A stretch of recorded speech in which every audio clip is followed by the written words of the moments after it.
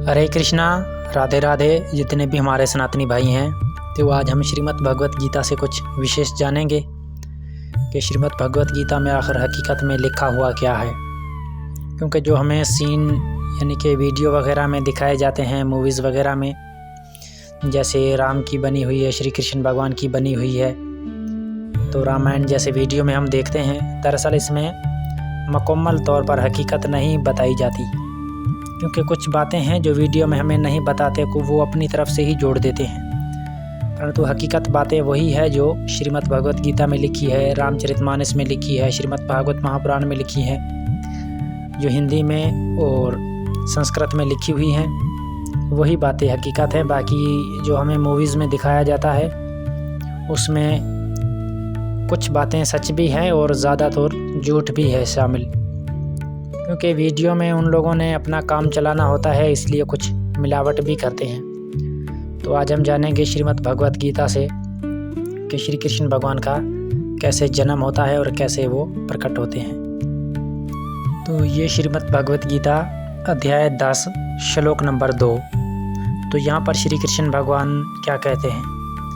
भावार्थ, मेरी उत्पत्ति को अर्थात लीला से प्रकट होने को न देवतागण जानते हैं न महर्षिगण, क्योंकि मैं सब प्रकार से देवताओं का और महर्षियों का भी आदि कारण हूँ। तो यहाँ पर स्पष्ट हो जाता है कि श्री कृष्ण भगवान के प्रकट होने को, जिसे कुछ लोग जन्म भी कहते हैं कि श्री कृष्ण भगवान का जन्म हुआ है, दरअसल ये बात हकीकत नहीं है, क्योंकि परमात्मा प्रकट होते हैं। ये चौथे अध्याय के श्लोक नंबर 6 से 7-8 तक में बताया गया है कि परमात्मा का कभी भी जन्म नहीं होता, वो प्रकट ही होते हैं।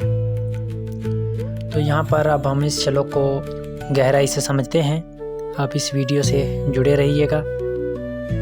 तो श्री कृष्ण भगवान ने प्रथम 2 कड़ियों में क्या कहा है कि मेरी उत्पत्ति को अर्थात लीला से प्रकट होने को। श्री कृष्ण भगवान कहते हैं कि मेरी जब उत्पत्ति होती है, जब लीला से मैं प्रकट होता हूँ, तो मेरी उत्पत्ति को अर्थात लीला से प्रकट होने को ना देवतागण जानते हैं। देवता कौन है? इंद्रदेव, सूर्य देव, जो हम सूरज देखते हैं ये भी देवताओं में गिना जाता है। चंद्र है वो भी देवताओं में, जो हवा चलती है वायुदेव, अग्निदेव, ये सब देवता हैं। 33 कोटि देवी देवता है, जिसे हम 33 प्रकार के भी कह सकते हैं। तो श्री कृष्ण भगवान कहते हैं कि मेरी उत्पत्ति को ना देवतागण जानते हैं ना महर्षिगण, यानी कि ऋषि मुनि भी नहीं जानते परमात्मा की उत्पत्ति को, प्रकट होने को। श्री कृष्ण भगवान कहते हैं क्योंकि मैं सब प्रकार से देवताओं का और महर्षियों का भी आदि कारण हूँ। आदि उसे कहते हैं जो पहले से है, यानी कि ये संसार से भी पहले से परमात्मा है। जब ये सूर्य देव नहीं था, चंद्रदेव नहीं था, कुछ भी नहीं था, तब के परमात्मा है। क्योंकि श्री कृष्ण भगवान भगवत गीता में कहते हैं कि संपूर्ण भूतों का आदि, मध्य और अंत भी मैं हूँ। यानी कि भूत कहा जाता है मनुष्यों को, या कोई भी चीज़ है जिसे जीवदार है उसे भूत कहा जाता है हिंदी में। तो यानी कि सबका आदि भी श्री कृष्ण भगवान खुद को बता रहा है, सबका मध्य माने जो अभी समय चल रहा है, और सबका अंत यानी कि जब हमारा अंत हो जाएगा फिर भी श्री कृष्ण भगवान रहेंगे। तो श्लोक में श्री कृष्ण भगवान ने स्पष्ट कर दिया, यानी कि मेरी उत्पत्ति को कोई नहीं जान सकता, क्योंकि वो एक लीला से प्रकट होते हैं। क्योंकि हमें जो मूवीज़ में या सीरियल में बताया जाता है कि हाँ श्री कृष्ण भगवान का ये जन्म हुआ है, ये देखो माता की गर्भ से, परंतु ऐसी बात दरअसल बिल्कुल नहीं है। जैसे हमारा जन्म होता है वैसे परमात्मा का जन्म नहीं होता। जैसे हमारा जन्म होता है माँ की कोख से, माँ के पेट से, तो ऐसे परमात्मा का जन्म नहीं होता। परमात्मा हमेशा प्रकट होते हैं,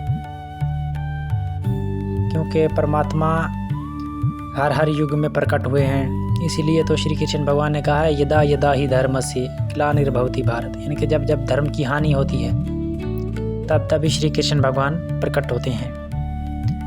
यानी कि साधु पुरुषों का उद्धार करने के लिए, मैंने हम जो साधु हैं, ऋषि हैं, मुनि हैं, ब्राह्मण हैं, तो इन लोगों की रक्षा करने के लिए परमात्मा हर युग में प्रकट होते हैं।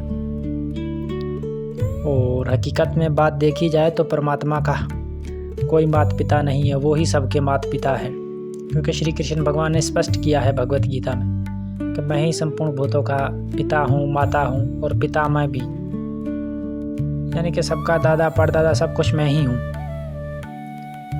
तो अब हमें समझना है कि श्री कृष्ण भगवान ने यहाँ भगवत गीता में स्पष्ट कर दिया है।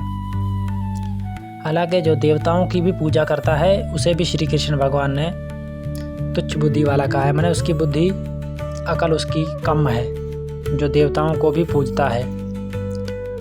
तो श्री कृष्ण भगवान ने श्रीमद् भगवत गीता में विस्तार पूर्वक कहा है, अपनी पूजा करने के लिए कहा है, क्योंकि श्री कृष्ण भगवान कहता है कि जो देवताओं को हम पूजते हैं वो भी श्री कृष्ण भगवान के द्वारा ही हमें फल प्राप्त होता है। तो इनसे बेहतर है कि हमें श्री कृष्ण भगवान का ही पूजन करना चाहिए, उसका ही मनन करना चाहिए और परमात्मा का नाम जप करना चाहिए। तो अब हमें सोचना है कि परमात्मा का कभी जन्म नहीं होता, वो प्रकट होते हैं। क्योंकि जब हमारा जन्म होता है तो ज़्यादातर जितने भी घर में आदमी होते हैं या उन सबको पता चल जाता है, परंतु परमात्मा का जब जन्म होता है सोचो कि देवता भी नहीं जानते, यानी कि सूर्य देव, चंद्रदेव, अग्निदेव, चंद्रमा, सूर्य कोई भी नहीं जानता जब परमात्मा प्रकट होते हैं। ना ही महर्षिगण यानी कि जो ऋषि मुनि हैं वो भी इसे नहीं जान सकते। तो सोचो कि हम कब जान सकेंगे, क्योंकि जब देवता ही नहीं जान सकते तो हमारा तो सवाल ही नहीं पैदा होता कि हम परमात्मा की उत्पत्ति को जानें, क्योंकि वो सबकी उत्पत्ति का कारण है, यानी कि सबको पैदा करने वाला वही श्री कृष्ण भगवान ही है। श्री कृष्ण भगवान भगवत गीता में विस्तार पूर्वक कहा है कि मैं ही संपूर्ण भूतों का आदि हूँ, मध्य हूँ, यानी कि सबसे पहले भी श्री कृष्ण भगवान कहता है मैं था, अब भी मैं हूँ और सबके बाद भी मैं रहूँगा। तो अब हमारे जितने भी सनातनी भाई हैं, ये वीडियो अच्छी लगे तो अपने भाई दोस्तों के पास शेयर करना कि ये श्रीमद् भगवत गीता से बहुत महत्वपूर्ण जानकारी है और हमें इस बात को समझना चाहिए और सोचना चाहिए, क्योंकि श्रीमद् भगवत गीता में बहुत महत्वपूर्ण जानकारी दी गई है।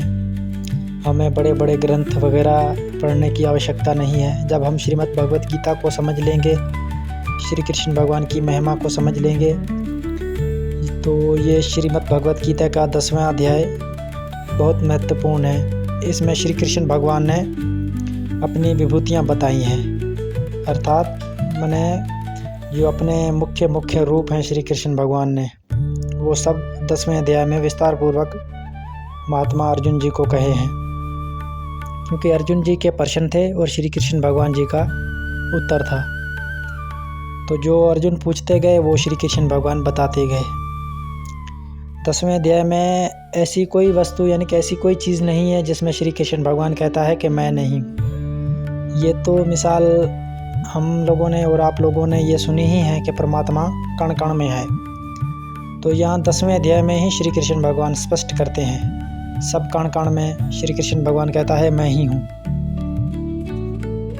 तो हमें चाहिए किसी संत महान गुरुजन के मुखारबिंद से सुनी हुई श्रीमद् भगवत गीता प्रमाणित हो, यानी कि उसमें कोई मिस्टेक वगैरह ना हो, त्रुटि ना हो। जो हकीकत में श्रीमद् भगवत गीता में लिखा है हमें वही पढ़ना चाहिए, सुनना चाहिए।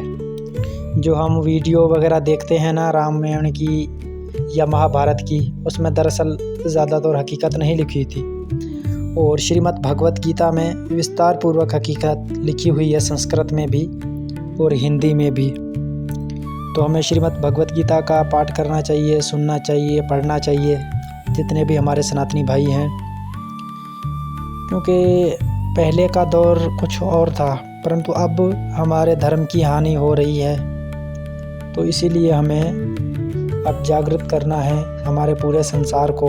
जो हमारे सनातनी भाई हैं, हमें जागना है कि हमारा सनातन धर्म क्या कहता है और हम किसके धर्म पर चल रहे हैं, और हम गलत रास्ते पर ना जाएं, हम अपने धर्म पर ही डट कर रहें, क्योंकि अपने धर्म में मरना ही कल्याणकारक है। भगवत गीता में कहा गया है, मैंने अपने धर्म में जो इंसान मर जाता है उसका भी कल्याण हो जाता है, परंतु किसी दूसरे के धर्म से अपना धर्म अति उत्तम है, यानी कि और किसी के धर्म से अपना धर्म तो आज के लिए इतना ही सही। बाकी सब सनातनी भाइयों को राधे राधे, जय श्री कृष्णा।